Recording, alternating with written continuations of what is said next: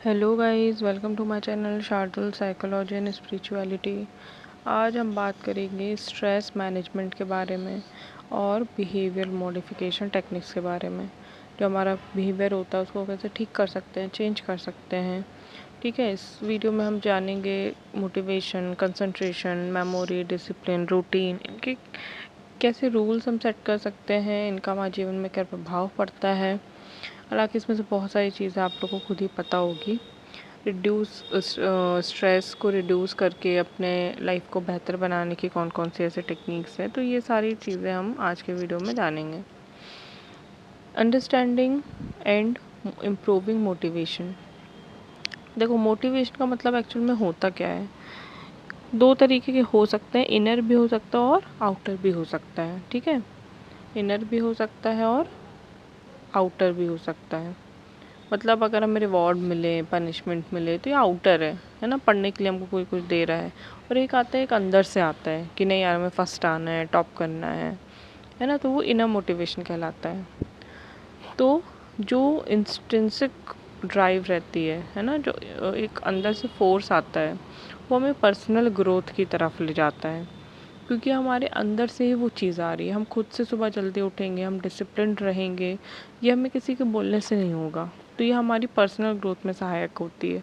ठीक है, मोटिवेशन के जो अंदर से आता है उनको बोलेंगे इंट्रिंसिक इंट्रिंसिक, और जो बाहर से आता है उसको बोलेंगे एक्सट्रिंसिक। तो वो रिवॉर्ड्स क्या होता है, रीइंफोर्स बिहेवियर होता है। ठीक है, तो इसमें क्या रहता है एक्सट्रिंसिक वाले में कि बिहेवियरल चेंज करवाते हैं, मतलब रिवॉर्ड्स के थ्रू या पनिशमेंट के थ्रू। तो उसमें बिहेवियर को फोर्सफुली चेंज करवाते हैं। उसके बाद आता है गोल सेटिंग। ठीक है, स्मार्ट गोल रखना चाहिए जो कि अचीवेबल हो। तो इससे क्या होता है, मोटिवेशन बना रहता है। अगर हम ऐसे गोल्स रख लेंगे जो अचीवेबल ही नहीं हो, मेहनत करेंगे मतलब कुछ भी अचीव नहीं होगा हमको, तो हम क्या हो जाते हैं, डीमोटिवेट हो जाते हैं। मोटिवेशन के लिए बूस्टिंग टेक्निक का ही इस्तेमाल करना चाहिए। जैसे कोई छोटी भी सक्सेस आपको मिल रही है, खुद को कभी केक खिला दो, कभी पार्टी दे दो, कभी पिज़्ज़ा खिला दो। और ऐसे बड़े बड़े सक्सेस को आपको मान लो आईएएस एग्ज़ाम निकालना है, उसको छोटे छोटे टुकड़ों में बांटो। उसको देखो कि आप क्लास टेस्ट में अच्छा परफॉर्म कर पा रहे हो क्या, मॉक टेस्ट में कितने नंबर लेके आ रहे हो। अगर उसमें ला रहे हो तो खुद को ट्रीट दे दो, कुछ अपने आप घूमने निकल जाओ, तो खुद को एक दिन की छुट्टी दे दो। खुद से पॉजिटिव बातें करो। ऐसा नहीं कि अब कुछ अच्छे मार्क्स नहीं आए तो आप बोलोगे अरे यार मैं तो अच्छा ही नहीं कर पाता हूँ, कभी मेरे साथ तो कभी अच्छा ही नहीं होता। इससे कि नेगेटिव बातें नहीं करना चाहिए। खुद को हमेशा पॉजिटिव बातें रखनी चाहिए कि नहीं नहीं सब ठीक हो जाएगा, देखो अभी तक सब ठीक हुआ है तो आगे भी सब ठीक होगा, थोड़ा सा देर से होगा लेकिन हो जाएगा। तो अगर इस तरह की पॉजिटिव बातें आप खुद से करते हो तो उससे आपका कॉन्फिडेंस बना रहता है और मोटिवेशन बना रहता है। प्रोमोडोरो टेक्निक अगर आपको पता हो, हर 15 मिनट में, मतलब 20 मिनट 15 मिनट का स्लॉट रहता है, उसमें आधे घंटे का आप सेट कर सकते हो। ये एप्लीकेशन भी आपको मिल जाएगा प्ले स्टोर में, आप उसको डाउनलोड कर सकते हो। आप 15 मिनट पढ़ो, फिर 5 मिनट का ब्रेक लो, फिर 15 मिनट पढ़ो, मतलब 20 मिनट पढ़ो, फिर 5 मिनट का ब्रेक लो, फिर 20 मिनट पढ़ो, फिर 5 मिनट का ब्रेक। ऐसे करके आपकी कंटिन्यूएशन, भले ही आपको नहीं भी पढ़ना है ना, सिर्फ आप बुक खोल के बैठो, 15 मिनट के लिए खोल के बैठो, फिर भले 5 मिनट का। तो ऐसे करके धीरे धीरे आपकी हैबिट बन जाती है ना। विजुलाइज करो, एक वो रहता है ना विजुलाइजेशन बोर्ड, जो लॉ ऑफ अट्रैक्शन में यूज़ करते हैं कि आपको जो चाहिए, जैसे घर चाहिए है, जहाँ घूमने जाना है, उसकी पिक्चर्स लगा दिए। तो ऐसे करके चीज़ों को विजुलाइज करने की कोशिश करो। अब हम कंसंट्रेशन और मेमोरी को कैसे बढ़ा सकते हैं, ये तो इम्पॉर्टेंट है। फोकस देखो, एक तो एक्सरसाइज, योगा, मेडिटेशन, माइंडफुलनेस, ये सारी टेक्निक्स हैं जिसका उपयोग करके हम मेमोरी को इंक्रीज़ कर सकते हैं। एक्चुअल में अगर हम बात करें तो कंसंट्रेशन बैरियर होते क्या हैं, किसकी वजह से हम फोकस नहीं कर पाते हैं सॉरी। तो कभी कभी तो कॉमन डिस्ट्रैक्शन, जैसे सबसे पहले तो हमारा फ़ोन में हमारे में reels, Instagram, social media, continue notifications आते रहते हैं, कंटिन्यू मैसेजेस आते रहते हैं, और हमारा फोकस भटक जाता है, हमारा मन भटक जाता है। तो वही हमारा सबसे इम्पोर्टेंट बैरियर है। उसके बाद कभी कभी हम थके हुए रहते हैं, तो स्ट्रेस रहता है तो हम फोकस नहीं कर पाते हैं। इसके लिए हमें क्या करना चाहिए, माइंडफुलनेस की प्रैक्टिस करनी चाहिए। और कुछ ब्रीथिंग टेक्निक्स होती हैं, है ना, उसकी प्रैक्टिस करना चाहिए। जैसे अनुलोम विलोम हो गया, भ्रामरी प्राणायाम हो गया, उससे क्या होता है, फोकस बढ़ता है। दूसरी होती है memory strategy, mnemonics and aid information recall. आप क्या है, तो हमेशा छोटे छोटे नोट्स, शॉर्ट नोट्स अपने पास बना के रखो, जिसको आप एक नज़र मारो तो आपको उससे रिलेटेड सारी चीज़ें याद हो जाएं। चीज़ों को विजुलाइज करो, ऐसा मत करो कि एक बार पढ़ लिया, रट लिया और छोड़ दिया। चीज़ों को किसी न किसी चीज़ से कनेक्ट करके रखो, ठीक है। जैसे आपको कोई जीके का पढ़ना है, उसको कुछ ऐसी ऐसी चीज़ों से कनेक्ट कर दो जो आपको ऑलरेडी डेली लाइफ से आप जुड़ा हुआ हो, है ना। और बार बार रिपीट करो। रिपीट करने से क्या होता है, आपकी शॉर्ट टर्म मेमोरी से लॉन्ग टर्म मेमोरी में पहुंच जाता है और चीज़ आपको लंबे समय तक याद रहती है। तो ये सारी कुछ टेक्निक है जिसका आप यूज़ कर सकते हो अपनी मेमोरी को बढ़ाने के लिए। अब ये सबसे इम्पॉर्टेंट, टेलीविज़न और सोशल मीडिया को लेकर डिसिप्लिन्ड होने की बात बोली जा रही है। ये सबसे इम्पॉर्टेंट जो हमारी टाइम वेस्टिंग हैबिट है वो क्या है, बहुत ज़्यादा सोशल मीडिया चलाना पूरा हमारे ब्रेन को ड्रेन कर देता है, राइट। ब्रेन को ड्रेन कर देता है, अपन लूप में ही फंसे रहते हैं। अपन जाएंगे पहले मोबाइल उठाएंगे, व्हाट्सएप चेक करेंगे, इंस्टा चेक करेंगे, यूट्यूब पे जाएंगे, स्नैपचैट पे जाएंगे, फिर सोचेंगे अरे बहुत देर से व्हाट्सएप चेक नहीं किया, फिर आके व्हाट्सएप चेक करेंगे। मतलब हम सोशल मीडिया के लूप में फंस गए हैं और हमें पता ही नहीं चलता, वहाँ 4-5 घंटे क्या पूरा पूरा दिन ऐसे चला जाता है। उससे बचने के लिए हमें बाउंड्रीज सेट करनी चाहिए, है ना। अब चूँकि कोई अब बच्चों से भी कोई ज़बरदस्ती फ़ोन तो लेता नहीं, फ़ोन में इंपॉर्टेंट चीज़ें भी हैं, तो हमें एक सेल्फ डिसिप्लिन में आना चाहिए। टाइम को लिमिट कर दो कि भाई इतने टाइम तक ही हमें मोबाइल चलाना है और रात में इतने बजे के बाद हमें मोबाइल नहीं चलाना है। और जिस वक्त आप काम करो उस वक्त मोबाइल को थोड़ा साइलेंट पे और एयरप्लेन मोड में डाल दो अगर कोई इम्पोर्टेंट कॉल्स ना आने हो तो। उसके अलावा आप अपने आप को हॉबीज़ में, जैसे पढ़ाई हो गई, आपको कोई जिम जॉइन कर सकते हो, कुछ खेलने जा सकते हो बैडमिंटन वगैरह, या बुक रीड कर सकते हो। मतलब कोई ऐसी हॉबी चूज़ करो जो आपको मोबाइल से थोड़ा दूर रखे, है ना। मतलब स्टैटिस्टिक्स ये बताती है कि ऑन एन एवरेज अडल्ट जो आज की यूथ हैं वो अपना 2 से ज़्यादा घंटे का समय मोबाइल में ऐसे ही गुजार देते हैं, और 2 घंटे बहुत इम्पोर्टेंट होते हैं।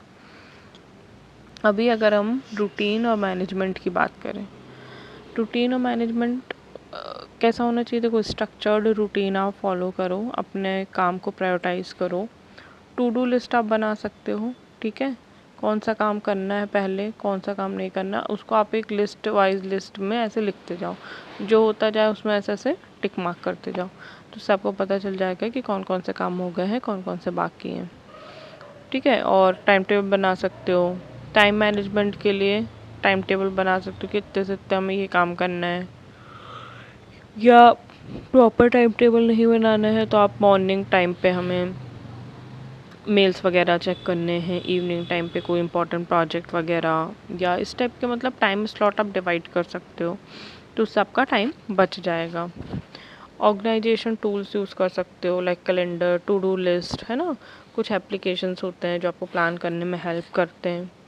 एक ग्रो ऐप करके आता है जिसमें आप एक बार बटन प्रेस करो प्ले की, उसके बाद एक छोटा सा प्लांट लगता है, और वो जब तक आप उसको मोबाइल में सोशल मीडिया ये सब यूज़ नहीं करते तो वो ग्रो होता है, और अगर आप उसको बंद करते हो तो वो मर जाता है पेड़, वैसे करके फॉरेस्ट बनता है।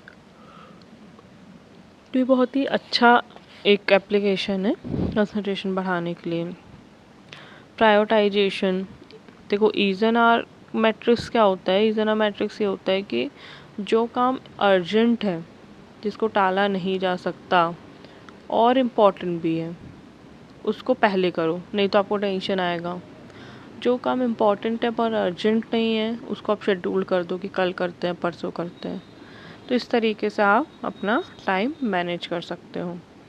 Examination preparation very much important. Examination preparation में क्या होता है, स्ट्रेस होता है, और उसको रिड्यूस कैसे कर सकते हैं इफ़ेक्टिव। पहली चीज़ तो ये है कि साल भर पढ़ो, है ना, एक दिन में सब पढ़ने की कोशिश मत करो। इफ़ेक्टिव स्टडी, है ना, इफ़ेक्टिव लर्निंग, रिव्यू सेशन, ध्यान से पढ़ो चीज़ें, रट्टा मारने की जगह कॉन्सेप्ट को समझने में फोकस करो, डायग्राम्स देखो। डायग्राम्स बहुत इंपॉर्टेंट होते हैं, डायग्राम्स में मार्क्स भी मिलते हैं, और फिर आप पेपर में वो डायग्राम समझाने की कोशिश करो, तो आपके पेजेस भी भर जाते हैं, क्लैरिटी भी आती है। कोशिश करो कि हर क्वेश्चन से रिलेटेड आपको कोई डायग्राम मिल जाए एग्ज़ाम में। एग्ज़ाम डे स्ट्रैटेजी, रिलैक्सेशन, बहुत ज़्यादा एंशियस मत हो, घबराओ मत, है ना, जो मेडिटेट कर लो एग्ज़ाम देने जाने से पहले, कुछ ब्रीदिंग टेक्निक्स का इस्तेमाल कर लो, रिलैक्सेशन टेक्निक, पॉजिटिव माइंडसेट से जाओ। State inside, high straight correlate negativity with exam result globally. बहुत ज़्यादा स्ट्रेस आप लोगे ना तो चीज़ें आप भूल सकते हो, आपको आती हुई चीज़ें नहीं बनेगी, इसकी वजह से आपका रिज़ल्ट ख़राब होगा, ऐसे स्टैटिस्टिक्स भी बताती हैं। स्ट्रेस को रिड्यूस करने के लिए आप क्या कर सकते हो, एक्सरसाइज कर सकते हो, मेडिटेशन कर सकते हो, ब्रीदिंग टेक्निक्स का इस्तेमाल कर सकते हो। अपनी देखो, making life choices, a motivational approach. देखो, लाइफ में हम बहुत सारे डिसीजंस लेते हैं, बहुत सारी चीज़ों का चुनाव करते हैं, अपने करियर का, लाइफ पार्टनर का, डेली रूटीन का। कई लोग अपनी ज़िंदगी ऐसे ही बिता देते हैं बिना कुछ अचीव किए, कुछ लोग अपने जीवन में बहुत कुछ अचीव करते हैं। तो उसका क्या मतलब है, ये एक अप्रोच ही होती है अपनी लाइफ को हैंडल करने की। सबसे पहले तो identify values, self assessment use करो, खुद को जानो समझो, सेल्फ अवेयरनेस लाओ कि खुद की प्रायोरिटीज़ क्या है, क्या गोल हमें सेट करने चाहिए। कभी कभी ऐसा भी रहता है, किसी किसी की प्रायोरिटी पैसा कमाना है, किसी किसी की प्रायोरिटी फैमिली के साथ रहना है, वो कम पैसे कमाएगा बट फैमिली के साथ रहेगा। तो ये सब सेल्फ असेसमेंट से आता है कि क्या आपकी ज़रूरतें क्या है। कई कई बाहर रह के भी खुश नहीं रहते, उनको फैमिली की आदत ही रहती है, कुछ लोग को चाहिए कि हम फैमिली से दूर अकेले रहें। तो ऑल डिपेंड्स आपके ऊपर। फिर डिसीजन फ्रेमवर्क, है ना, आपको एक बार पता चल गया तो आप एक लिस्ट बनाओ, आपने जो भी डिसीजन लिया उसके क्या क्या प्रॉन्स हैं, मतलब क्या क्या फ़ायदे हैं, क्या क्या नुकसान हैं, और आप वो नुकसान को हैंडल कर पाओगे कि नहीं। और एक इफ़ेक्टिव डिसीजन लो। अगर आपको लगता है कि आप डिसीजन नहीं ले पा रहे हो तो आप सपोर्ट भी ढूंढ सकते हो।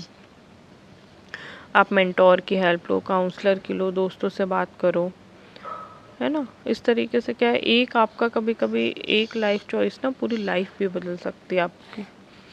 और ऐसा होता ही है, बोलते हैं मेरे एक निर्णय ने मेरी पूरी ज़िंदगी बदल दी, ये तो डायलॉग ही है ना। तो ये बहुत इम्पोर्टेंट होता है, इसलिए आपका खुद को समझो, जानो, आपकी प्रायोरिटी को पहचानो, स्किल्स को पहचानो, डिसीजन लो, नहीं ले पा रहे हो सपोर्ट ढूंढो, यही सारी चीज़ें हैं। तो बिहेवियर मॉडिफिकेशन कोई एक दिन की बात नहीं है, ये बहुत लंबी प्रोसेस है, ठीक है। और जो भी हमें लगता है कि हम डिसिप्लिन नहीं है या हम चीज़ें नहीं कर पा रहे, तो उसके लिए हमें एक्टिवली बिहेवियर मॉडिफिकेशन टेक्निक्स का यूज़ करना चाहिए। हमें मोटिवेशन पे फोकस करना चाहिए, कंसंट्रेशन, डिसिप्लिन, रूटीन अच्छा बनाना चाहिए, हमें कंटिन्यूस ग्रोथ पे ध्यान देना चाहिए, अपनी सेल्फ इम्प्रूवमेंट पे ध्यान देना चाहिए।